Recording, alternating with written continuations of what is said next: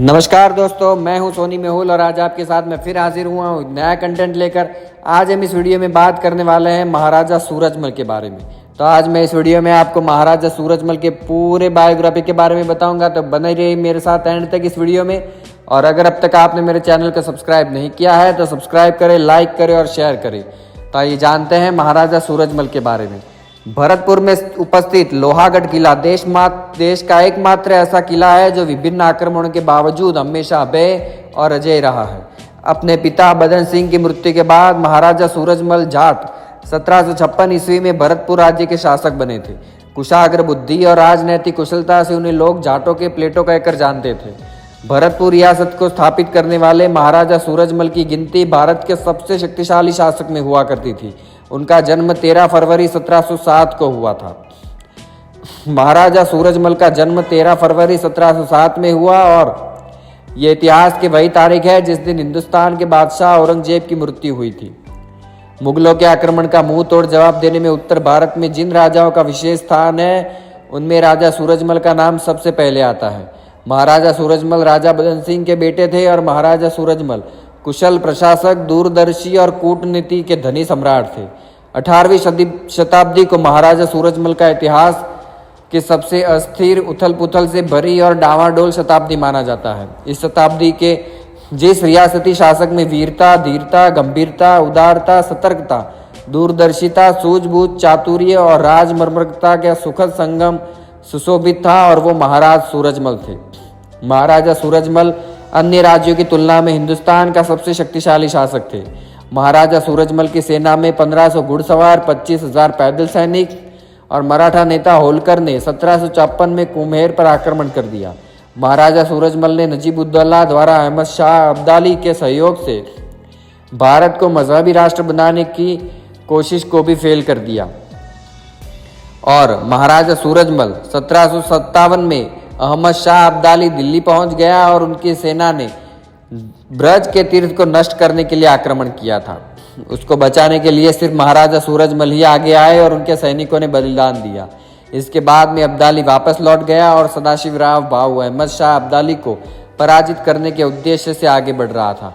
तभी खुद पेशवा बालाजी बाजीराव ने भाऊ को सुझाव दिया और उत्तर भारत में मुख्य शक्ति के रूप में उभर रहे महाराजा सूरजमल का सम्मान कर उनके सुझाव पर ध्यान दिया, परंतु भाऊ ने युद्ध संबंधित इस सुझाव पर कोई ध्यान नहीं दिया और अब्दाली के हाथों पराजित हो गए। सल्तनत काल से मुगल काल तक लगभग 600 सालों में ब्रज पर आई मुसीबतों का कारण दिल्ली के मुस्लिम शासक थे।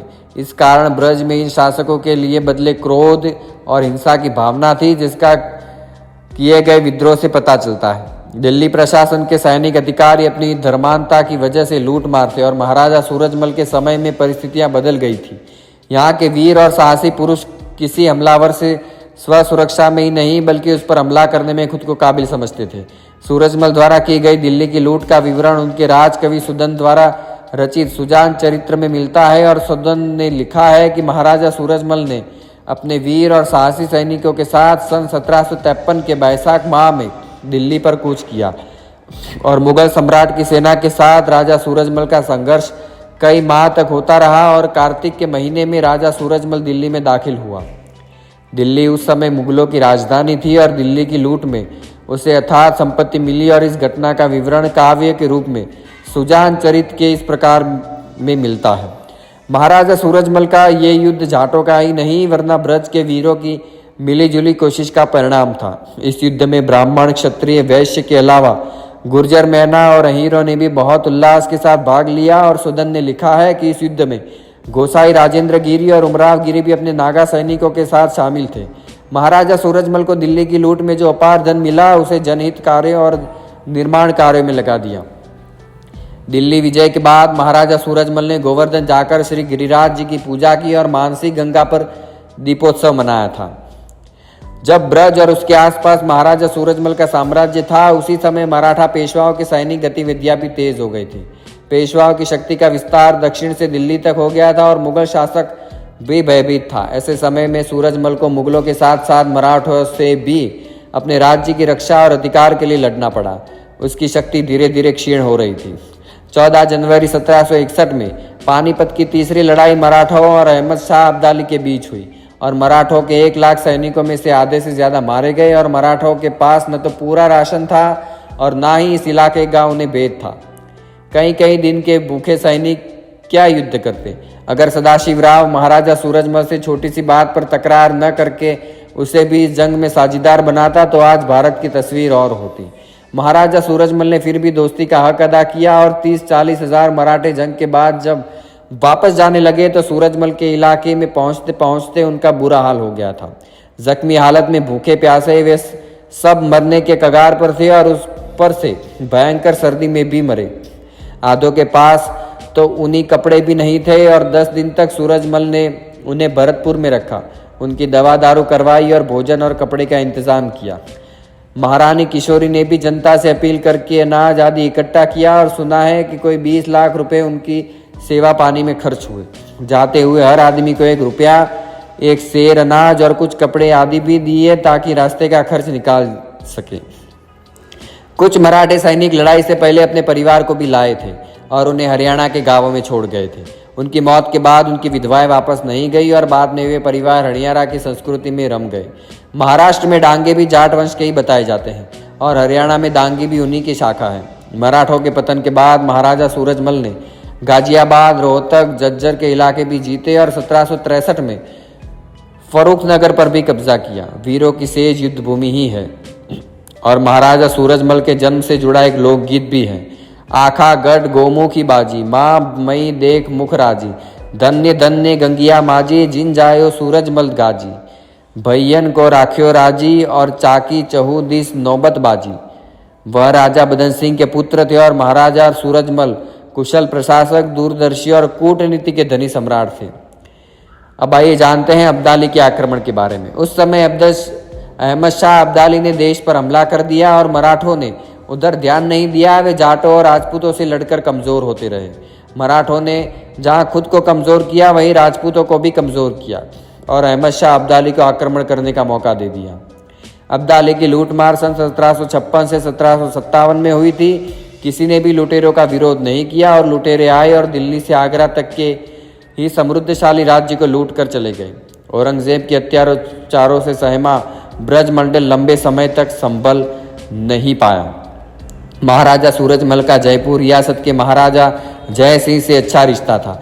जय सिंह की मृत्यु के बाद उसके बेटों ईश्वरी सिंह और माधो सिंह में इस रियासत के वारिस बनने को लेकर झगड़ा शुरू हो गया और सूरजमल बड़े पुत्र ईश्वरी सिंह को रियासत का अगला वारिस बनाना चाहते थे, जबकि उदयपुर रियासत के महाराणा जगत सिंह छोटे पुत्र माधो सिंह को राजा बनाने के पक्ष में थे।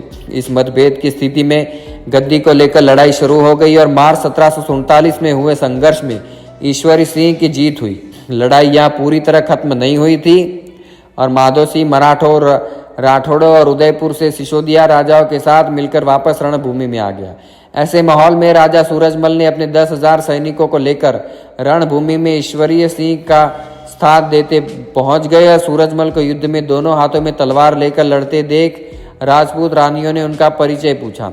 तब सूर्यमल मिश्र ने जवाब दिया था, नहीं जाटनी से सही व्यर्थ प्रसव की पीर और जन्मा उसके गर्भ से सूरजमल सा वीर। पानीपत में अफगानी पठानों और रुहुलों की जीत जरूर हुई लेकिन हारी मराठाओं से कम नहीं हुई।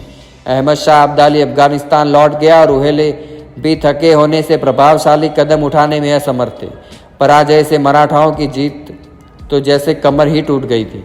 हालांकि वे शीघ्र ही फिर से बलशाली हो गए थे। निजाम दक्षिणी शक्तियों का दमन करने के कारण उत्तर की ओर देखने की स्थिति में न था और ये परिस्थितियां सूरजमल को अपनी शक्ति विस्तृत करने के लिए अनुकूल लगी थी।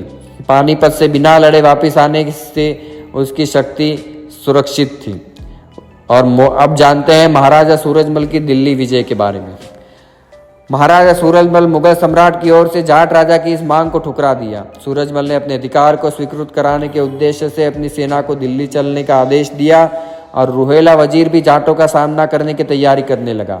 उसने अहमद शाह अब्दाली और अन्य रुहेले सरदारों के पास संदेश भेजकर सहायतार्थ दिल्ली आने का निमंत्रण भेजा। फिर उसने चारों ओर के फाटक बंद कराकर उसकी समुचित रक्षा के लिए शाही सेना को तैनात कर दिया और जाट सेना ने दिल्ली पहुंचकर उसके चारों ओर से उसे घेर लिया और रुहेला वजीर अब्दाली की सेना ने तक युद्ध को टालना चाहता था, किंतु सूरजमल इसके लिए तैयार न था। जाटों की सेना दिल्ली के निकट यमुना और हिंडन नदियों के दोआब के क्षेत्र में थी और शाही सेना दिल्ली नगर की चार दीवारी के अंदर थी। सूरजमल की सेना की एक टुकड़ी ने दिल्ली पर गोलीबारी आरंभ की। जवाब देने के लिए शाही सेना को भी बाहर आकर मोर्चा जमाना पड़ा, किंतु उन्हें जाटों की मार के कारण पीछे हटना पड़ा। उसी समय सूरजमल ने केवल 30 घुड़सवारों के साथ शत्रु की सेना में घुसने की दुस्साहस पूर्ण मूर्खता कर डाली और व्यर्थ में ही अपनी जान गंवा दी। और महाराजा सूरजमल की मृत्यु अचानक और अप्रत्याशित ढंग से हुई। एक विवरण के अनुसार सूरजमल अपने कुछ घुड़सवारों के साथ युद्धस्थल का निरीक्षण कर रहा था कि अचानक ही वह शत्रु सेना से गिर गया और उसने अपनी मुट्ठी पर सैनिकों से एक बड़ी सेना का सामना किया और वीरतापूर्वक युद्ध करता हुआ वहां ही मारा गया। महाराजा सूरजमल बलिदान दिवस 1820 25 दिसंबर और 1763 रविवार है। उस समय उनकी आयु 55 वर्ष थी। तो दोस्तों, आज हमने इस वीडियो में बात की महाराजा सूरजमल के बारे में। तो मुझे उम्मीद है ये वीडियो आपको बहुत पसंद आया होगा। तो पसंद आया तो लाइक करें, शेयर करें, सब्सक्राइब करें। तो मिलते हैं अगले नए कंटेंट के साथ। तब तक के लिए धन्यवाद।